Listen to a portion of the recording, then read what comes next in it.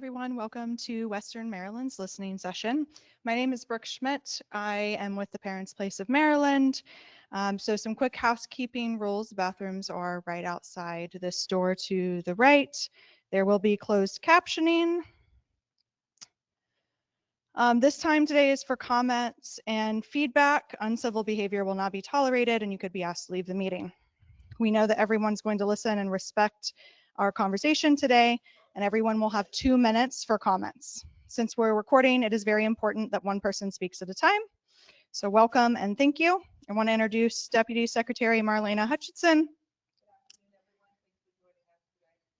Chief Operating Officer Robert White, Chief of Staff for DDA Allison Wall, and Regional for Western Maryland Kathy Marshall. So thank you all for being here.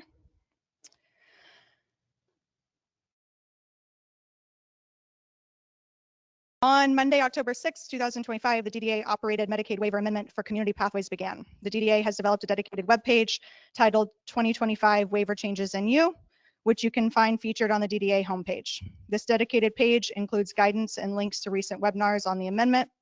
In addition, a waivers changes in you frequently asked questions document has been added to address some of the questions that DDA has received during this week.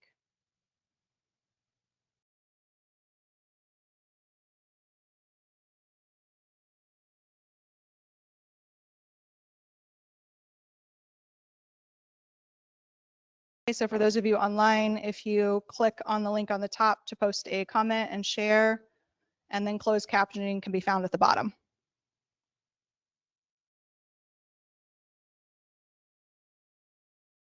Next slide.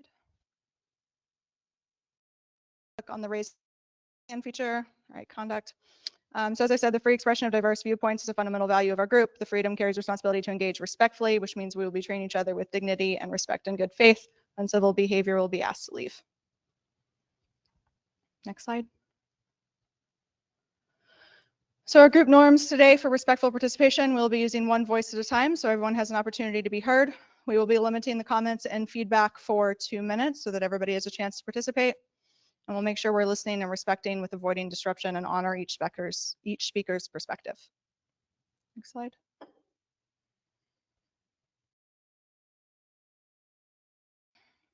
Right, our agenda, we've gone through a welcome and introduction, and we are going to turn it over to give questions and feedback. Next slide.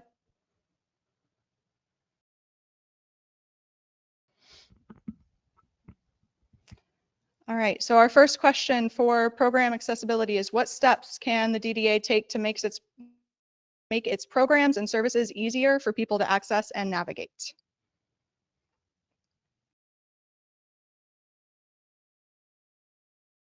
Any feedback in the room?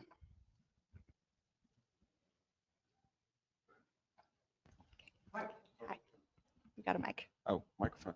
Hi, Michael Plans with Community Living in Frederick.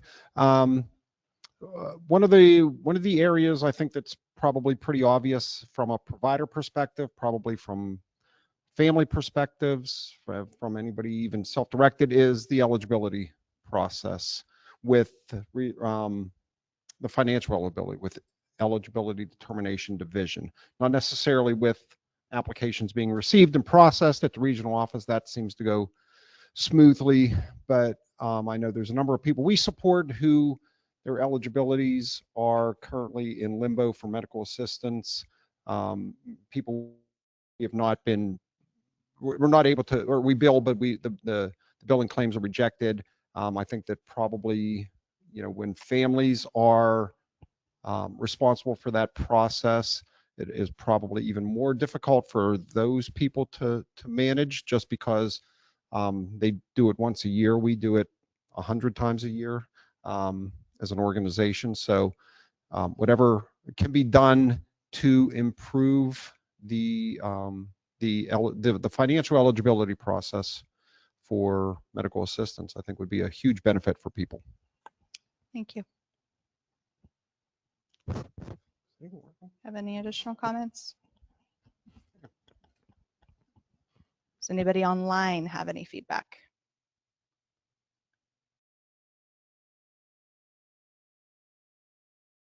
Sure, go ahead. Hi, my name is Patty Saylor. I'm here representing the Self-Directed Advocacy Network and members that communicate to us on a regular basis. So I'm just passing along. We get a lot of questions with transitioning youth families. It's typical for us to get an email or a post saying, we're going to be self-directing, we believe, in the next few months. How do we do that? What do we, and then we watch them feel completely lost through the entire first 6 months to a year. So that person that family needs some intensive support in that transition. One of the biggest transitions those of us that are parents and people with disabilities make. And I know that the department understands that that's a big transition. That the understanding is there, but the technical hand holding, teaching people how, but they seem to really, and of course they run into the EDD issue that everybody knows is going on right now. But even when that is resolved, this issue will remain, that they feel absolutely lost in how it's supposed to go and how to actually navigate the system. And they rely often on a CCS who may or may not have the ability to take them through that process. Thank you.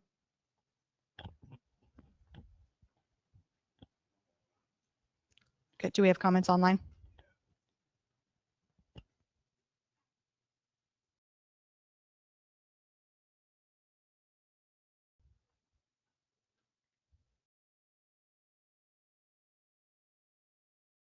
Okay, yeah, go ahead.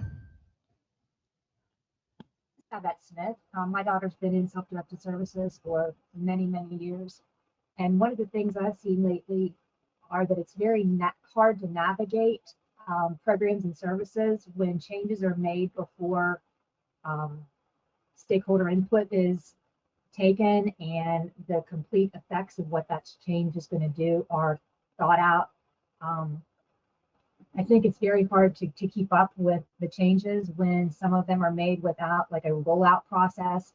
They're made to happen quickly without much time for people to learn about the changes ahead of time.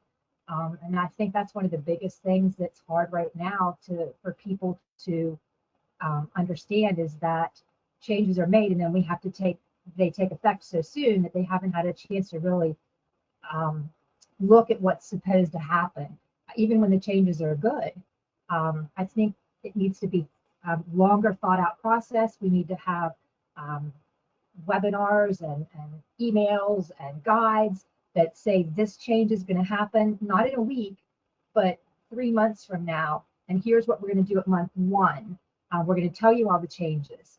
We've already got your input on them. Month 2, we're going to have a guide that tells you how this change is going to happen. FMCSs are going to know what's happening. CCSs and support brokers and vendors are all going to know how this is going to work before a change is said this is going to happen on October 6th. So I really hope that you guys put some thought into that as further changes are made, that it could be done in a different way so that it's easier for people and easier to navigate, and people have time to go through the process and know how it's going to work. So that's just what I have to say on accessibility and navigating services. Thank you. Yeah, back to the room.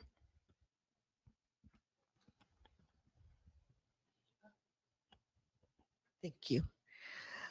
I'm the parent of a participant. My name is Karen Farrow, and we didn't find it is about accessibility, but we didn't find out about the change to how healthcare would be paid until I filed the claim, waited for it not to be paid, submitted a service ticket, and then was told it wasn't paid because they're no longer paying that.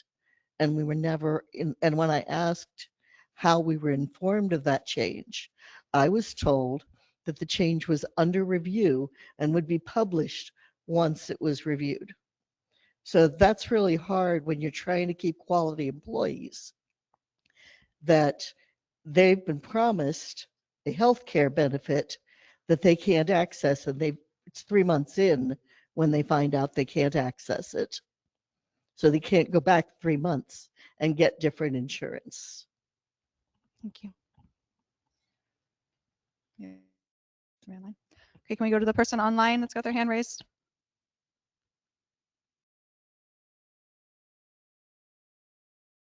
Hi, thank you. My name is Tess DeVita. Let me lower my volume. I'm a parent of a participant in self-direction since 2014. And some of the concerns I would love to see DDA make changes to is along the lines of what's been spoken, making more transparent what the DDA processes and procedures are. Some of the government agencies and departments have reached a status in process improvement, and they post their processes on their department and agency web pages. And it would be really nice to see and understand how decisions are made within the DDA, what the timeline is for, as people have said, engaging stakeholders, and then the next milestone for when some of that information and feedback is incorporated, and then the rollout process, which in most cases is far more than 2 or 3 weeks. It's more of a half a year to a year to implement systemic changes. And the changes that DDA makes without all of that feedback incorporated is severely impact the FMCS. They're caught blindsided. Many of the CCS individuals also don't know what the process is, what the next step is. The burden of finding out how the DDA expects the vendors to fill out these new forms for new certification, for example, ePrep, is left on the family and the vendor. And we're scrambling to try to meet a deadline that is a very short, impossible to meet deadline. So having more communication and transparency about how the DDA makes these decisions and the expectation from the stakeholder community so that we can anticipate when a rollout process will happen, when a new change must be instituted, would really be helpful, because as it is now, the period of time to just digest a new change is coming, and it's expected to be followed within 2 weeks is just impossible to meet for most of the families. Thank you. Thank you. We have one more hand online.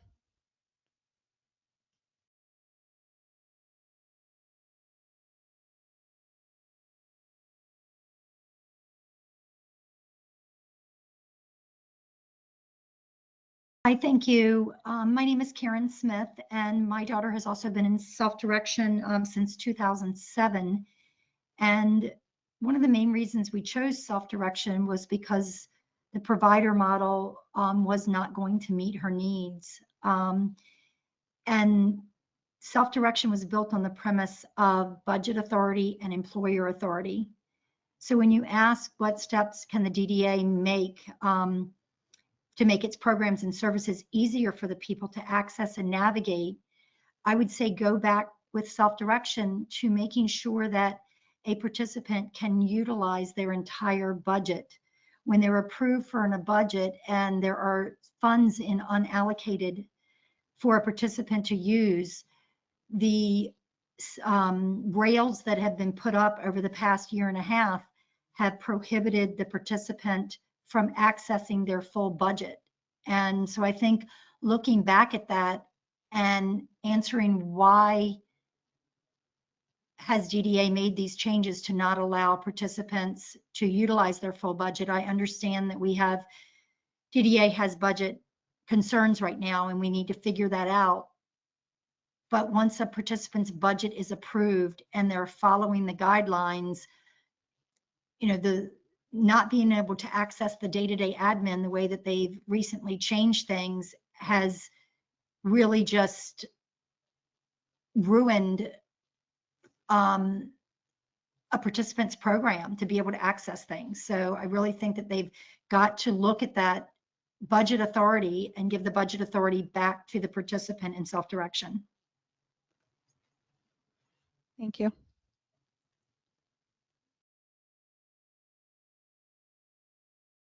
Anybody else? Okay, next slide.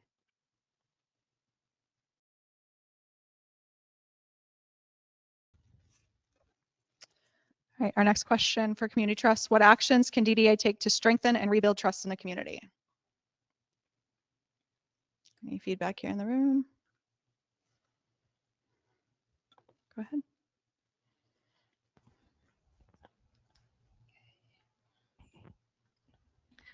Karen Farrow again, parent of participant. It's going to be, I think it would have to be along the same lines as what we were saying, that there needs to be communication and hopefully participants and parents included when decisions are made. I understand the need to cut budgets. I just don't think it should be done on the back of the weakest part of the community.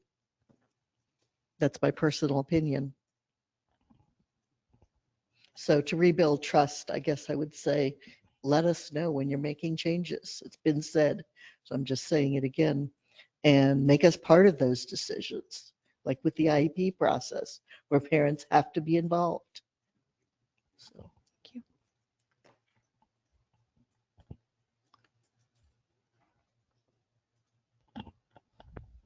Okay.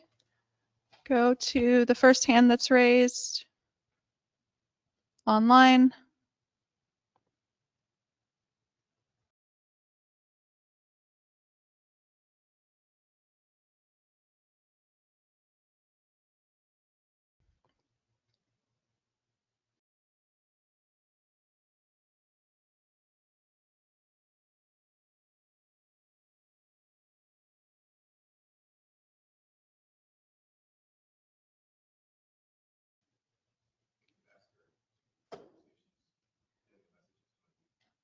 Yeah. What's the name of the first? Because I can't read from up here. Alicia. Alicia Womack, if you still have a comment, if you could unmute. Wolpat, thank you. I'm sorry, that was an accident. I didn't mean to raise my hand. Okay, thank you. Next hand.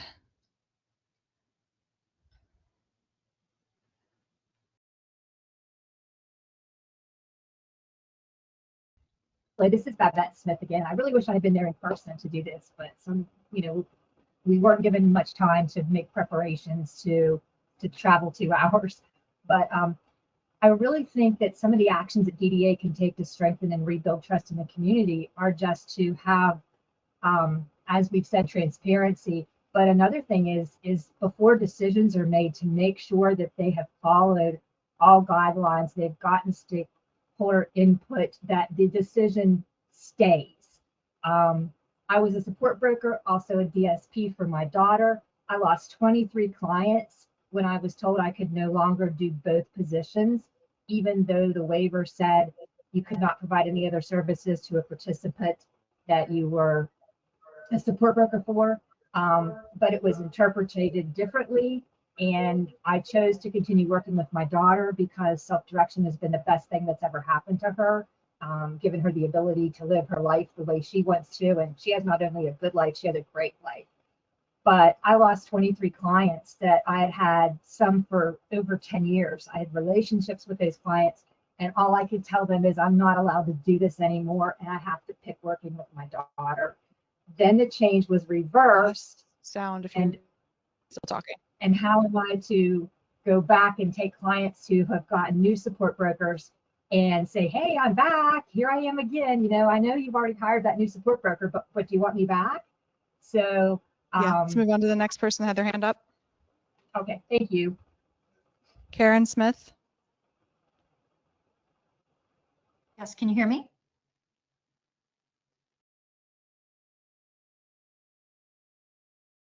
Hello? Karen, if you want to go ahead. I'm not unmuted. I'm still not unmuted. Can you hear me?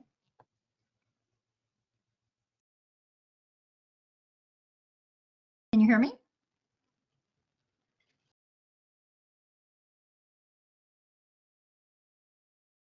We're not hearing anything on our end. Can you hear me? I'm not unmuted. Hello?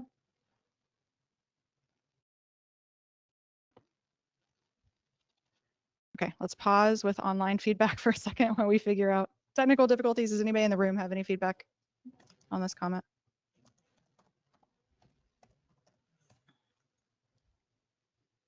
No.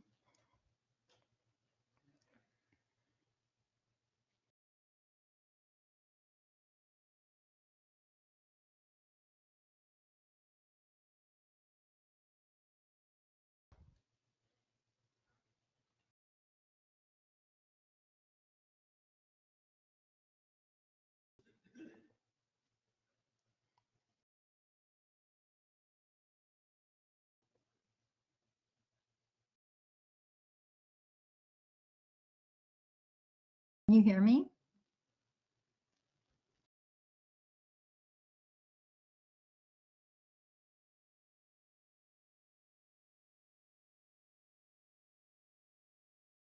Online friends are posting that they cannot unmute. They're having difficulty unmuting. All right, for those online, we are trying to figure out why we're not able to hear you.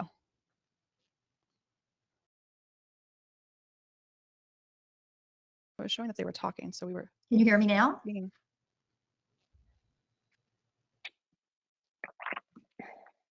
This is Alicia Wopat. Can you hear me?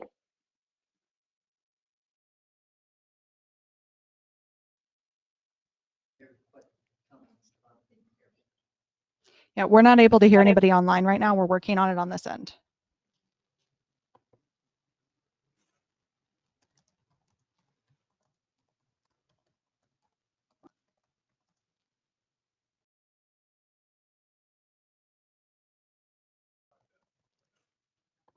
Okay, Beth, if you want to try coming off mute.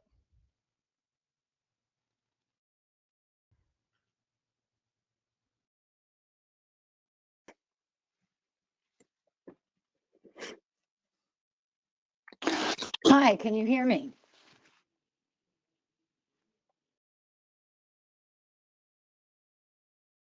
Hello? Can you hear me?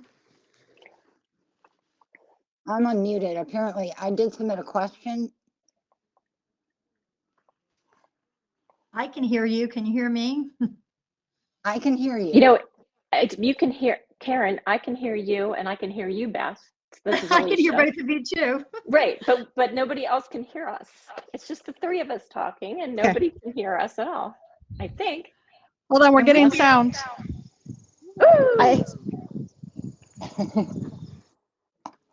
And I can't hear the webinar. Can you all hear like what's happening in the room? No, it's all The lost. webinar, but the, Oh, I just got a text that I'm on. Hello, organizers. This is Beth Monroe. Can you hear me? can hear you I now. had oh, you can hear. Yes, yes. Beth, go ahead. We can hear you. Okay, I did submit this as a question. In terms of transparency and communication, all of that sort of stuff, I apologize if I'm a bit, should have asked this a bit ago. I'm very concerned about the change in mission and vision, which just sort of popped up on the DDA website. No announcement, no explanation, and it's quite dramatically different from the previous mission and vision. And I'm wondering what was the process for determining that new mission and vision, and I'm wondering why stakeholders haven't been more formally, why just put this up on the website and no discussion with stakeholders? Okay, so Beth, right now we're not taking questions. We're just collecting feedback. Well, that's my feedback. I think stakeholders should have been involved in that process. Okay, thank you. Mhm. Is there anybody else online?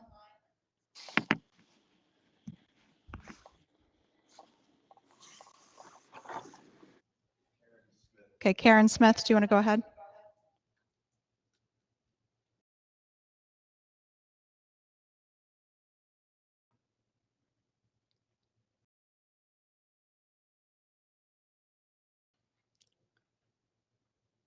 Can you hear me now? Yes.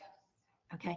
The question is, what actions can DDA take to strengthen and rebuild trust in the community? We've been told at almost every meeting to email leadership at DDA and to ask the questions. If you don't know the answer to a question or a process that's happened to email. And I've emailed numerous questions and I've received 0 answers to any of the questions, which leads me to believe that DDA is still trying to figure out the answers to these questions.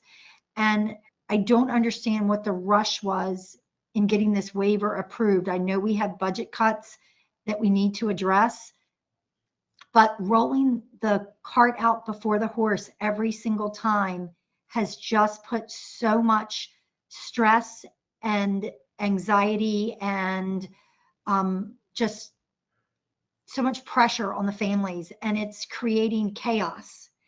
And so to rebuild trust would just be to slow down and to try to make sure that everything is aligned and that everyone knows what they're doing, including the FMCSs and the CCSs, before you implement. It's like they're implementation was October 6th and CCSs were trained October 6th. You can't implement something without the training occurring ahead of time. So I just strongly encourage them, if DDA wants to build trust, slow down and make sure that we have everything in place. Thank you. We had one more person online. They put their hand down.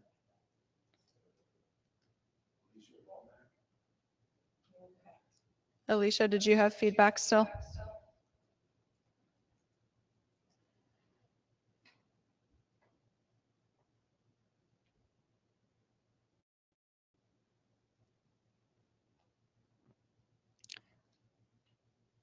Okay, if not, do we want to move on to the next question?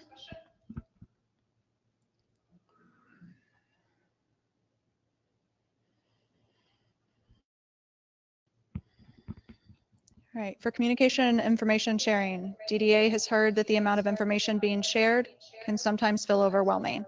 What are more effective ways we could share information so that it's clear, concise, and easier to digest? Give any feedback in the room?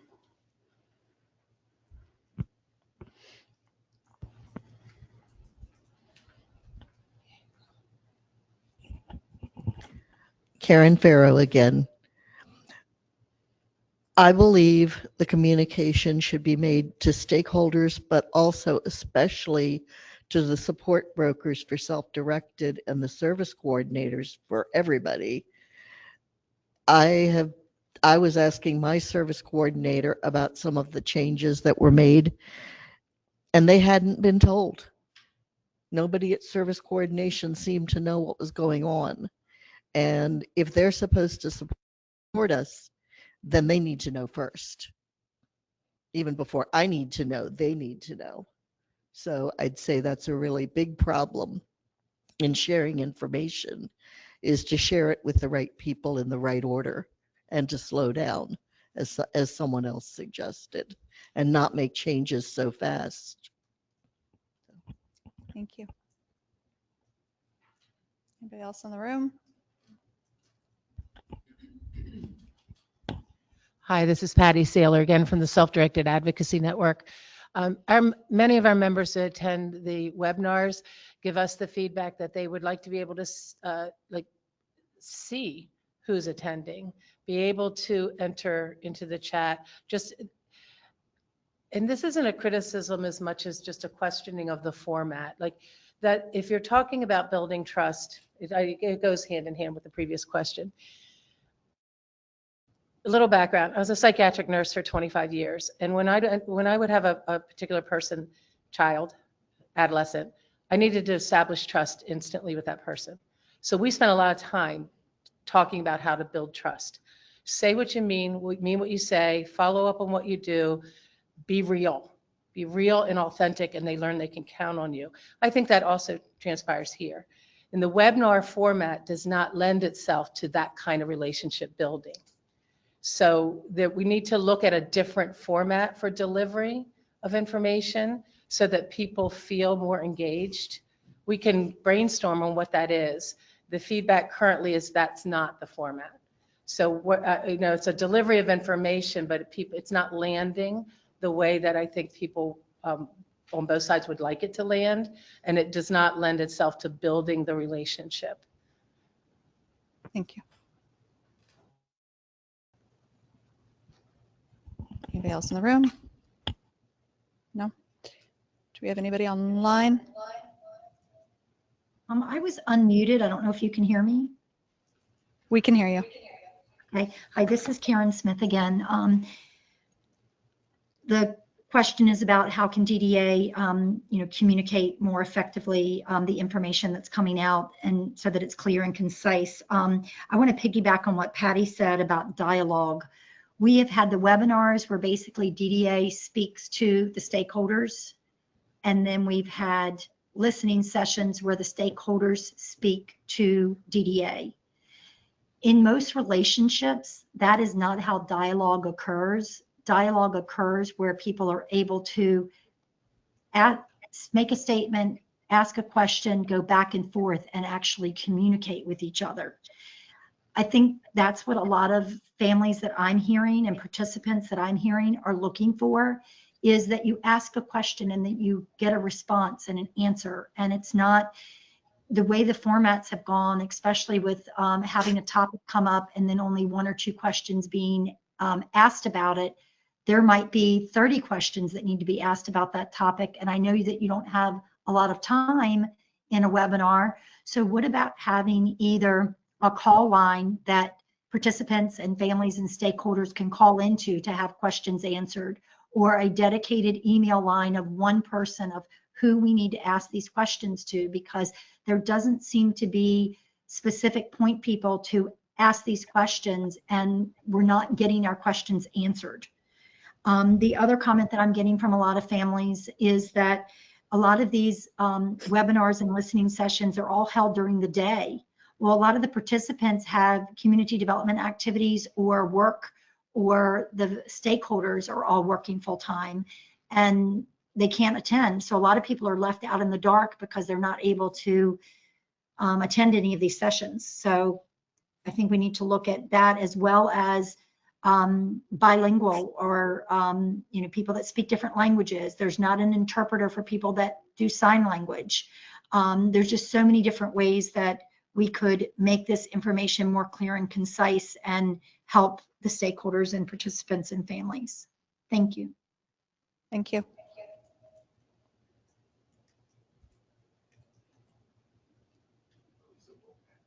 Okay, Alicia.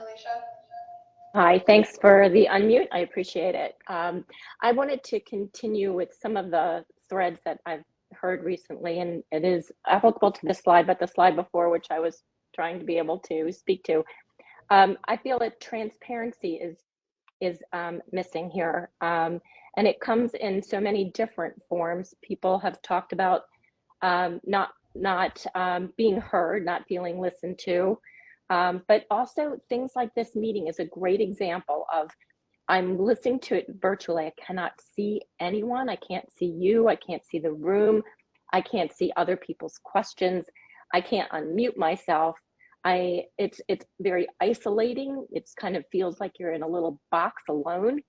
So it does not build the trust that you're looking to build. It does not feel transparent. I literally cannot see anybody or any of you who are in the room.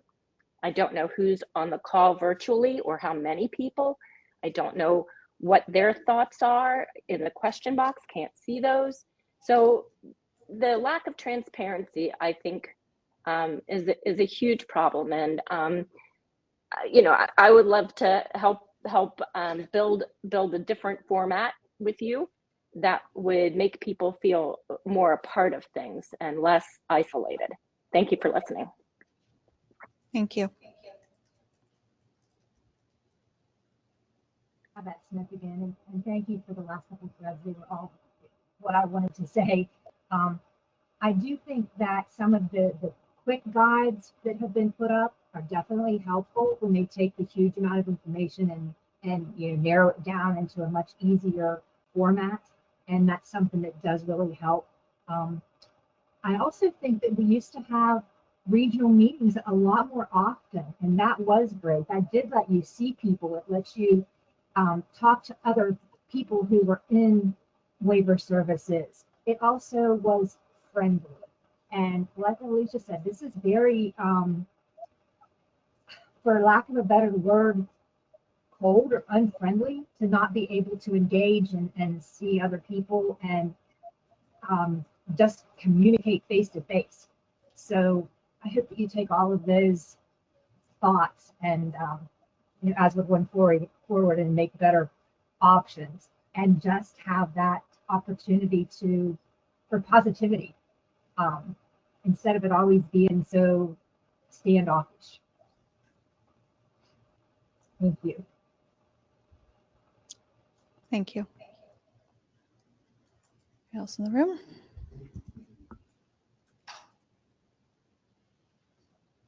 Next slide. Yeah.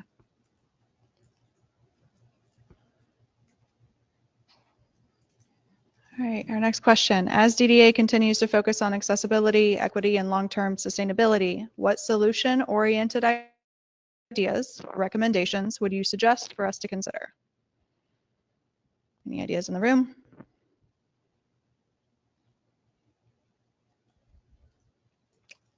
Is there anybody online?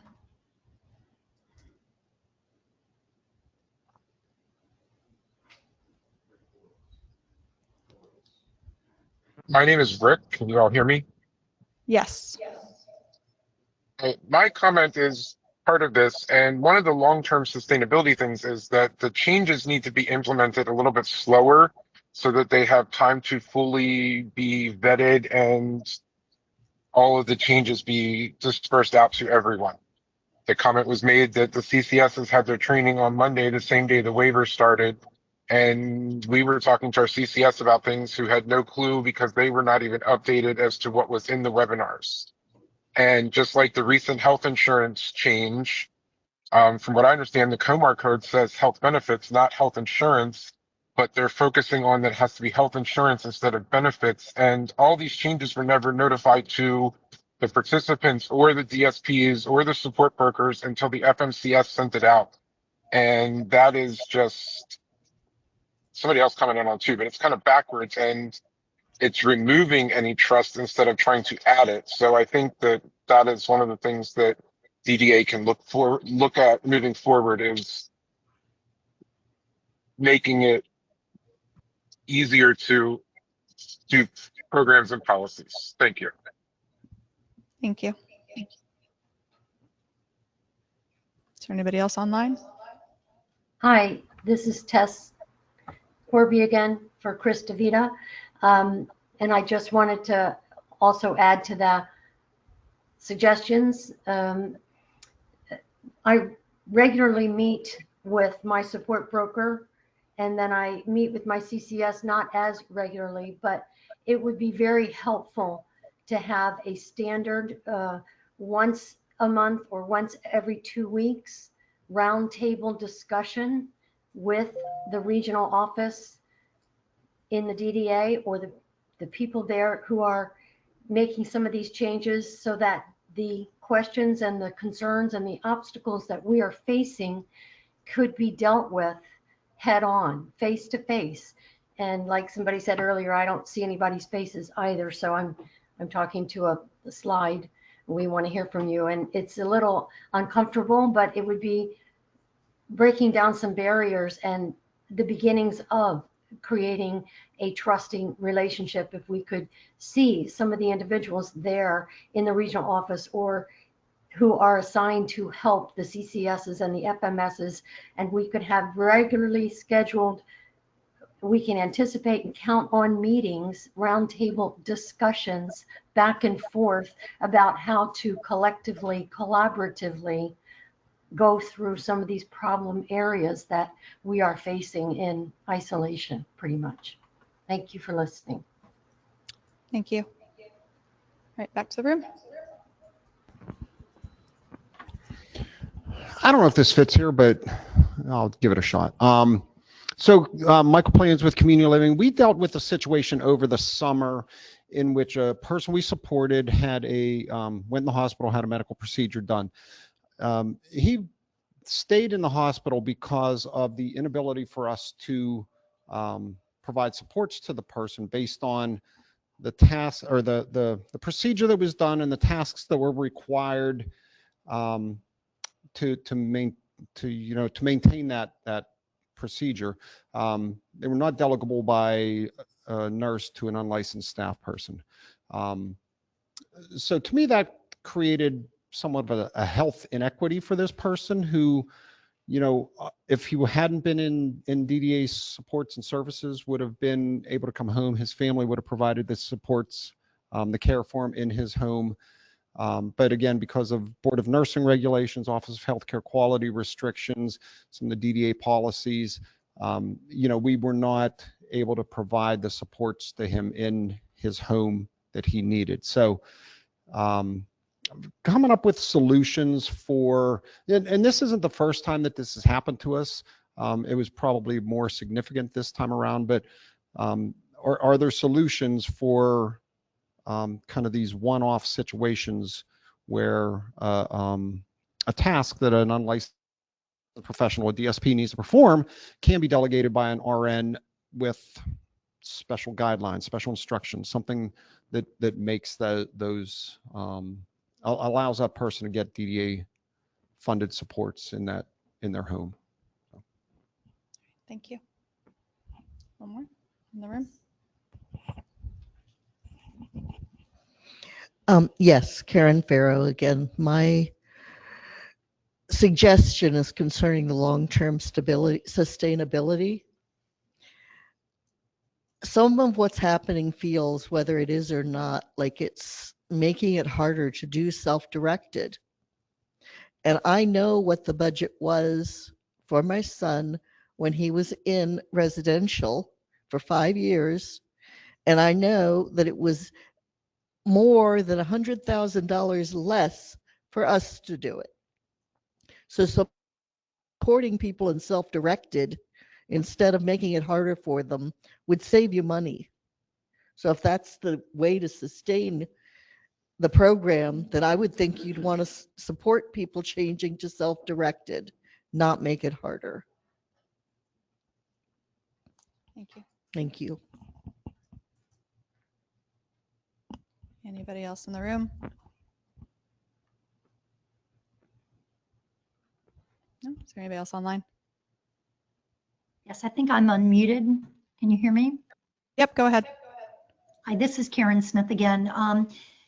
As far as accessibility, equity, and long-term sustainability, what solution-oriented ideas or recommendations would you suggest?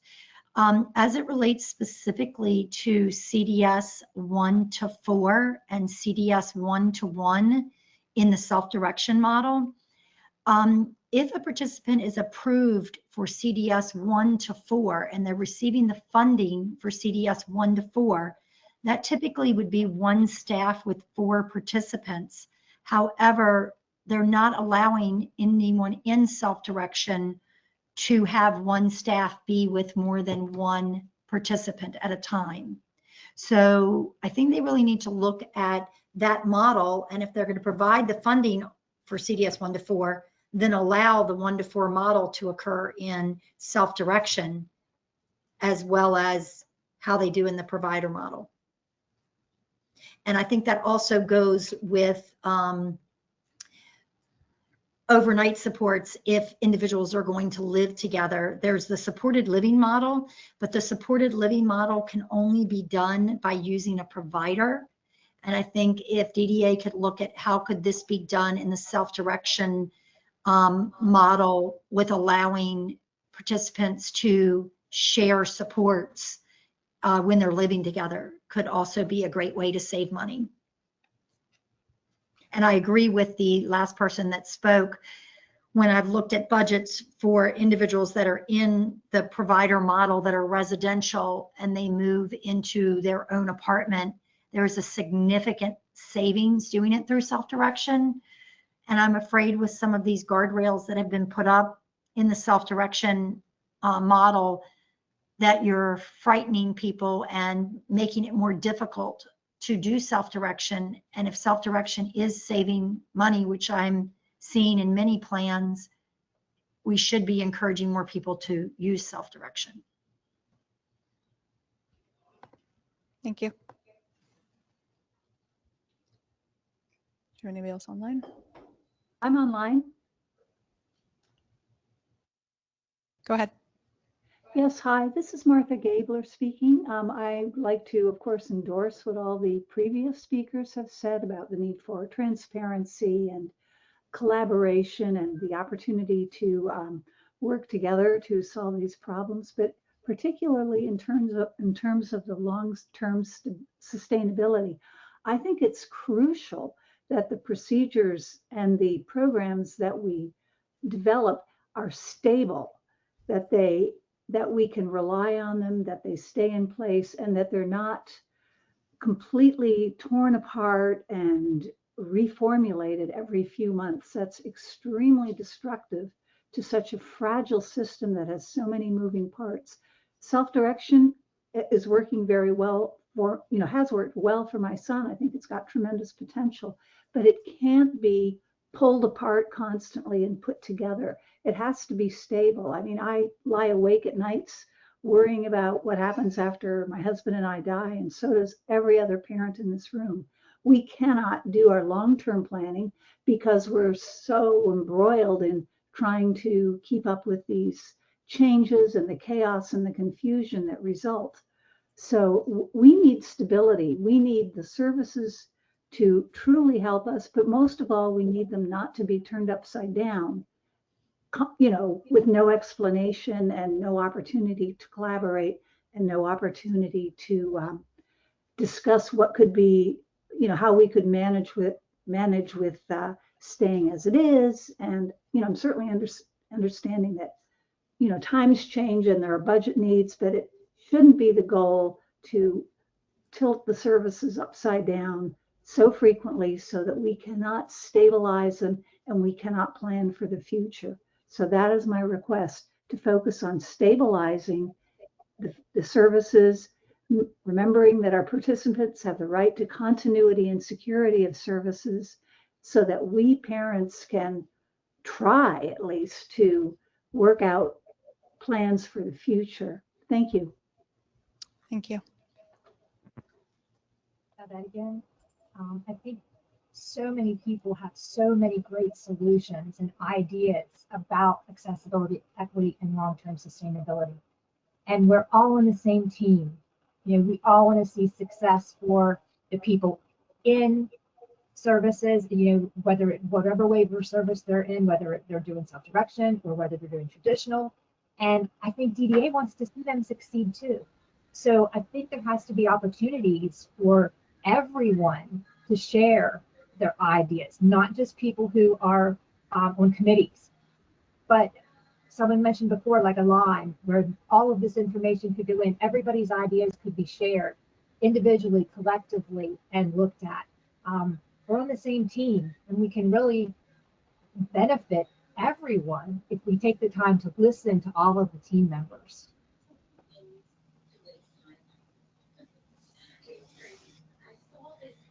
Thank you.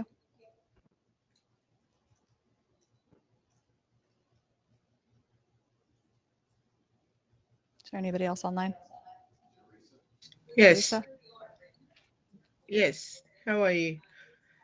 I am a CQ nurse. I do not care specifically for anyone. However, I chose to attend this meeting because I'm in relationship with a lot of people who care for their children and families or relatives. And knowing what I do know, I cannot share a lot with Patty. Been in this field for a very long time, but pretty much as a public health nurse and as well as teaching in local university, what I'm hearing from everyone here, they're seeking for sustainability. And that sustainability is embedded into framing policies and procedures that mirrors the need of our participant. And I see that it's a web of information and very complex that is missing here. I know it's not a question and answer period, but it's a listening section. I'm very much aware of it. But my concern is if DDA, based on all the information being shared, can use this to frame policies and procedures based on lived experiences of everyone who had shared here, and then turn around, meaning translating actual experience into policies and procedure, as opposed to creating a policy that doesn't mirror the experience of our provider. That's just my comment, because I'm just observing, and I've been in this field for a very long time. Thank you.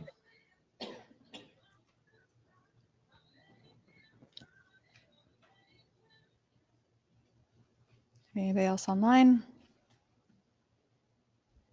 Nope. Okay, next slide. All right. Thank everybody for coming today, for your feedback, both online and in person. This concludes our listening session.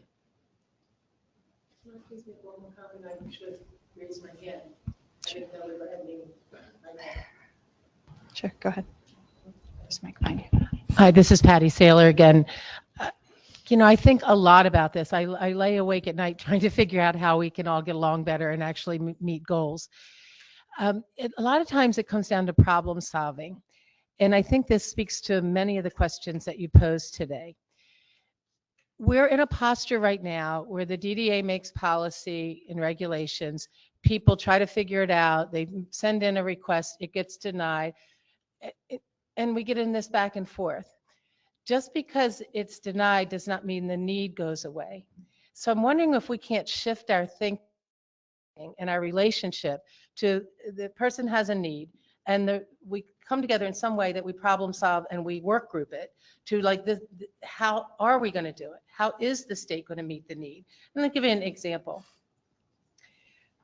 We have people who self-direct who have the need for 24-hour-a-day supports. That is going to be the case regardless. It isn't affordable the way we're doing it right now. We know it. With CDS and personal support and putting it all together, it's not really very affordable. So, but we're in the posture of, well, you got to go to supported living. Well, let's break out of that. We have to get people together that are smart enough and experienced enough to figure out how can we do it. And I think when we approach things like that, it will build trust because the need still exists. Just telling people they can't have it doesn't erase the need. Another example would be people who truly do need highly skilled staff above and beyond entry levels DSPs. Right now, we rely on a nursing care plan or a behavior plan. Well, that really is a problem, right? So without going into the details so much on that, it does leave people wanting and needing. So let's look at that. What alternative documentation could there be? You know, and people are not two-dimensional. They aren't healthcare or behavior. They're multidimensional, like communication and sensory needs. But we could figure that out if we get together. Of course, we don't open the floodgates and everybody gets funded at the enhanced rates. That's not realistic. But how do we solve that problem? How do we solve the problem that that people need in self-directed services? They need to be able to attract and retain high-quality staff. Well, if we can't offer a benefits package that's competitive, we can't do it. Let's look at that and problem solve that instead of staying at, well, you know, you said we could have health benefits and then you took them away and then, well, this is what that's not getting us anywhere. And the person still has the need to attract and maintain and retain staff. So I would suggest we think about going forward in a way that we can develop some work groups, whether it's regionally, whether it's, you know, however we can best think to do it, where we problem solve what can meet people's needs with the economic pressures that exist, instead of this volleying back and forth of where we find ourselves right now. Thank you.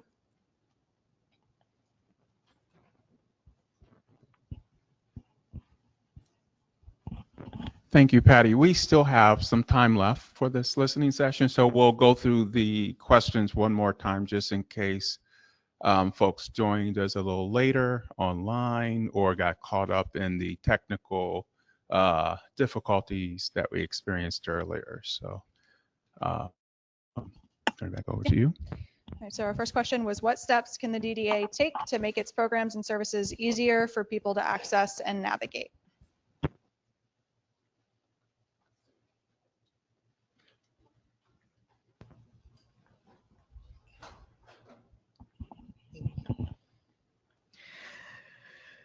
So try to be concise. I think the easiest way to help us, as I've said, but I'm going to try and make it more direct. I think parents and the stakeholders should be part of decisions. If you had a committee that had DDA and parents and service coordinators and a more diverse committee, I think that you'd get better decisions, that people were better able to solve the problems instead of just making us feel like it's creating more. And I want to say something about self-directed again. I just want to tell you about our experience. My son was in residential for 5 years. When we took him out, he had gained 40 pounds. He was spending almost all of his waking hours in his room playing video games and eating junk food. My sister, who described him as looking like he was homeless. They were unable to get him a job. They were unable even to hang on to volunteer opportunities. When we came in and took it over as self-directed, he has a job. And this, keep in mind, this is right after the pandemic, when things were still fairly closed. He works in a library. His day is like this. He gets up, he works out, either walks or he goes to the gym. Then he goes to Meals on Wheels, where he volunteers with supports. Then he goes to lunch, or either at home or at his support staff's house or in the community. Then he goes and works at the library in the afternoon, where he shelves books. Then he comes home, and then if he relaxes like most people do after work, and watches video, plays video games or watches TV and has dinner. But it's so much more functional than what we had. I just would hate to see that end. Thank you. Somebody online? Teresa? Yeah, Teresa, thanks for giving me the opportunity. I think part of what I wanted to comment on is what the previous speaker just said. In addition to that, with what she said, it improves quality of life and community integration. But my last comment, though, instead of repeating a lot of things that she has said, I know this is not question and answer section, a listening section. What do you plan to do with all of this information that the stakeholders, everyone has shared with you guys today? Would there be another section whereby you inform the critical mass of what has been shared and what lesson learned from lived experience, and then maybe use it to create a program that mirrors empathy and lived experience? That's just my comment. I don't know if I'm going off, or I know it's not question and answer. I'm sorry. Thank you. Thank you for your feedback.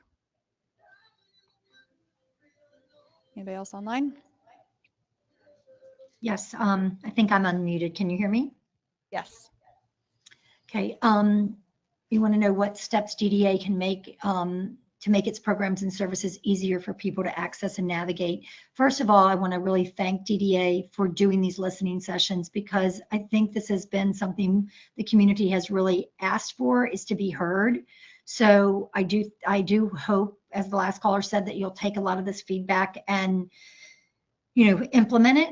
One of the specific suggestions that I have, the new rules that are put into place about family members not being able to be reimbursed for IFDGS items, and I believe it's for correct me if I'm wrong, but I believe it's for transportation.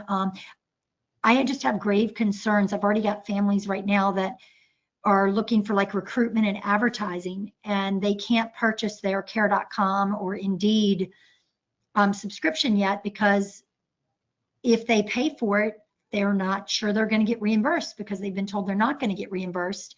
And if the fiscal management company is going to be the one to take this over, how are they going to work with care.com or some of these others when they actually ask you to have a credit card on file and they ask you to have a username and password set up?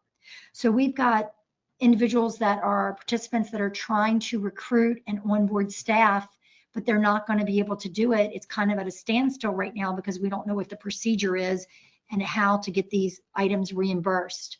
Same way with if a participant typically had Uber and Lyft in their plan, they're afraid to call an Uber to get them to work or where they need to go right now because they don't think they're going to get reimbursed. And so we need some clear direction on how are those items going to be paid for, and has DDA really thought it through how the fiscal management company is going to do it, because you can't set up a care.com account without a username and password and without a credit card on file.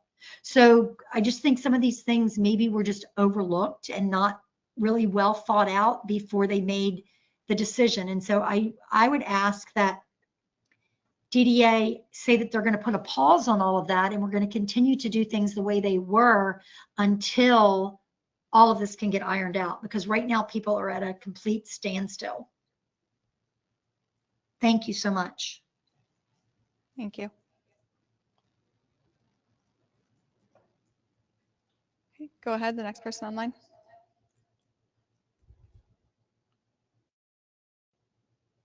I think that goes back to everything we've been talking about, is that why wasn't the fiscal management and counseling services completely trained on this before it was ever rolled out? They should have had a process implemented with whatever new forms were needed. It should have been completely ready before we were ever told that's what we had to use. My daughter takes horseback riding lessons every week. She's been doing it for 3 years. The same process has been followed all 3 years. We pay for it.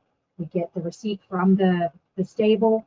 We show where it was paid on Venmo. We show where it was taken out of the bank account.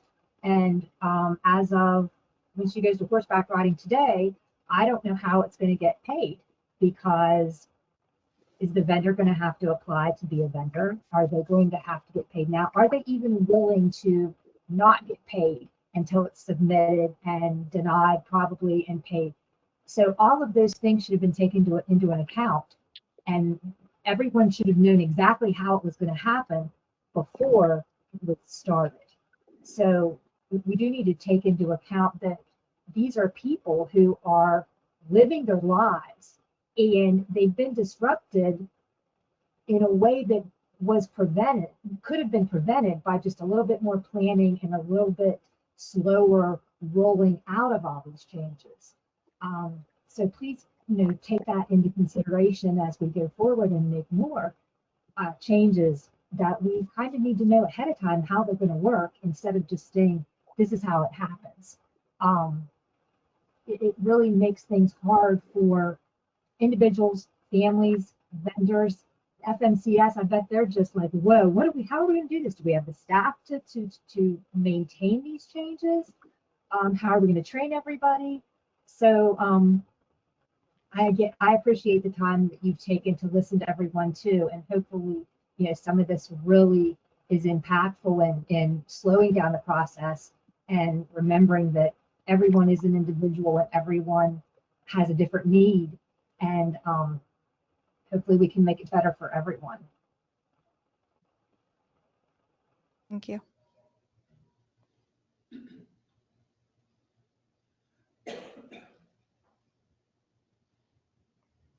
Anybody else online? Yes, Alicia Wopat. Go ahead, Alicia. Thank you. I sort of like to take what's been said, the last few comments, and talk about, I guess, two big issues that they bring to mind is unintended consequences. Unintended consequences of the the admin things that have been set up and the way it is affecting people. It is affecting people's staff. People talked about the healthcare changes, staff and staff retention. It's affecting people's actual day-to-day program activities and what the state DDA and the person agreed was their plan. So a lot of these things have been rolled out, as people said, quickly, without, in many people's view, adequate back and forth kinds of conversations with the users of these programs. And so I think we find ourselves in a place where there are many unintended consequences, certainly not suggesting anybody, set out to hurt anyone. But I think at this point, as Stan has heard from a number of participants who are suffering and having real problems with a lot of the pieces that were rolled out, and we're now in the place where we all should be working together to kind of smooth the road, to figure out what these unintended consequences are. The FMCSs and families not being reimbursed is a great example of that, and fix it. We should really get together, sit down, all of these issues brought to our attention, and go through them and figure out a way to make it work for both the state and for the person, because this really is a people program. Thanks again for listening. Thank you.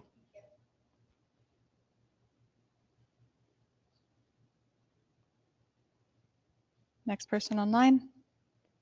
Nope, next question. All right, what actions can DDA take to strengthen and rebuild trust in the community?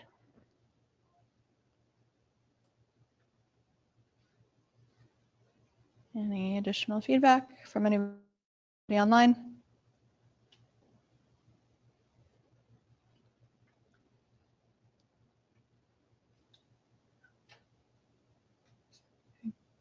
Go ahead.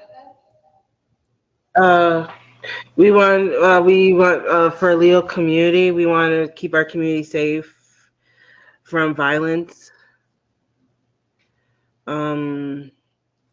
But people with disabilities, we rebuild our community by gaining trust, and when we go in the community and be safe and no harm comes against us.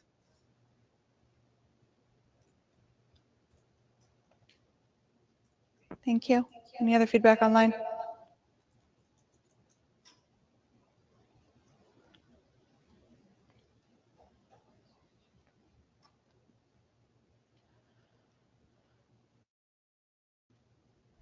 Next question. DDA has heard the amount of information being shared can sometimes feel overwhelming. What are more effective ways we could share information so it's clear, concise, and easier to digest?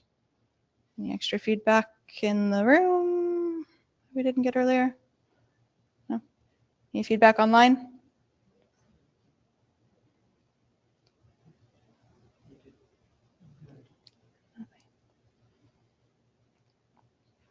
Okay, moving on to the next question. All right, final question. As DDA continues to focus on accessibility, equity, and long-term sustainability, what solution-oriented ideas or recommendations would you suggest for us to consider? Anybody online? Well, I consider when people with disabilities, some of them who can't walk and talk, some of them use their device when they go out in the community, or their accessible device, and some of them can't, and some of them uses a wheelchair with their support staff. There's some people who could do certain hygiene stuff and money and maintaining their money. And there's some certain people who can't do it, and they need support staff for them to do it. For people with disabilities, I think that they can go out to the community and purchase stuff, and maybe people who live with their parents. My routine is I work at a grocery store, and I I work 3 days a week, and I'm maintaining my bills and maintaining my money. So that's my routine. And I engage with the Autism Society in Maryland, so we go out in the community every Saturday. So that's my point. We go out in the community every single Saturday, and we purchase things and stuff. Purchase things, and sometimes we go far away out in the community. Thank you. Any vital pieces of feedback online? Yeah, Teresa, thank you. I think to be brief, I think streamline communication is vital because every single comment here stems from effective communication, making it open and more easy and accessible for readers of all levels. Um, Also, the coordination of self-care, focusing on the client, self-centered, including providing tools, which I do know in some cases they do have the tools, but in some cases, some individuals do not have these tools readily available. I'm not blaming anyone. It could be communication by the provider or just some changes that are taking place within the structural system of providers or the funding agency. And lastly, just a mirror specific plan to the individual, like the last person who spoke, meaning that can we bring these individuals who can speak to DDA one-on-one in a forum like this, express their gratitude or the shortcomings or what, I mean, just live the experience. Let them tell their story. I think in policy and procedure, we frame better program and implementation if we use lived experience of those who are experiencing it instead of cutting and pasting, and because sometimes it doesn't work. That's what I see in this field in the healthcare as a provider. Thank you. Thank you.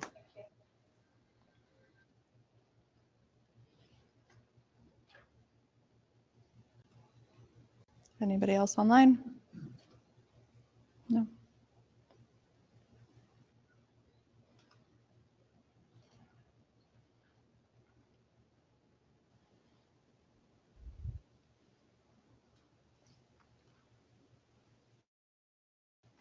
right.